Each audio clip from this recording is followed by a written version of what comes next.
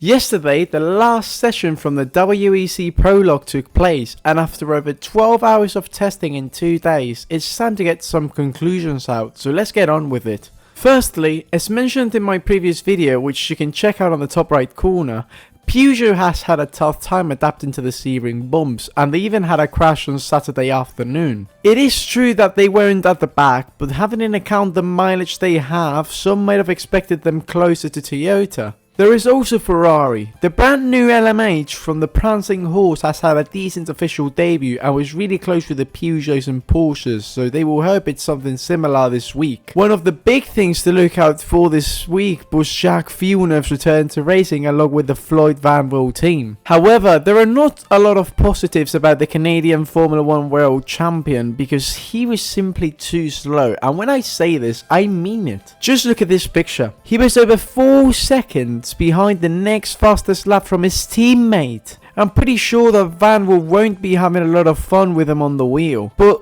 Van Wil as well, looking at the Austrian outfit's times, they haven't exactly been shining, with them being closer to LMP2 pace rather than hypercar. It is important, however, to remember it is still testing. Another thing I have to mention from my previous videos, if you remember, was that I placed Cadillac first at Sebring in my predictions. And if you have seen the prologues and the times, you might realize that maybe I wasn't that far off from being right, as they have been the closest car to Toyota on a consistent basis. Lastly, about the hypercars, there's Glickenhaus. The Americans are simply not showing up, whether if it's for a reason or another, but they have even been slower than Van Wil throughout the whole prologue. Are they in trouble? Switching categories, we have to talk about LMP2. After seeing a couple of times from testing, I really think that we might be about to witness one of the closest seasons from the category history, with WEC, Prema, United and Alpine all being there. And that brings me to my next point. Firstly, let's talk about both Premas. The number 9 car, who I thought will be one of the best lineups, have not been there this week, with Visco and Ogren leaving me with a bit of doubts regarding their prototype pace. On the other side of the story, however, the number 63 Prema has impressed me a lot. I thought that they wouldn't be quick because of the lack of prototype experience from their drivers, but they've proved me completely wrong. Kvyat and Pin have set great times this weekend, with Bortolotti being pretty close to the pair as well. There is also another LMP2 who has been noticed, but not for exactly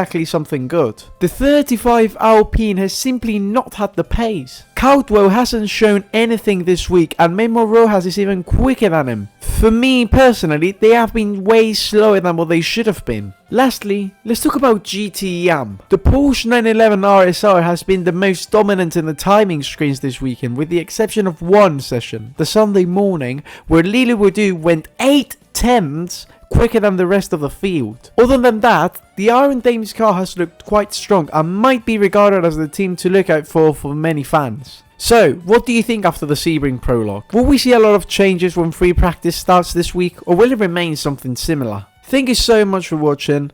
Leave a like, subscribe, and I hope I can see you all next time around. Bye bye.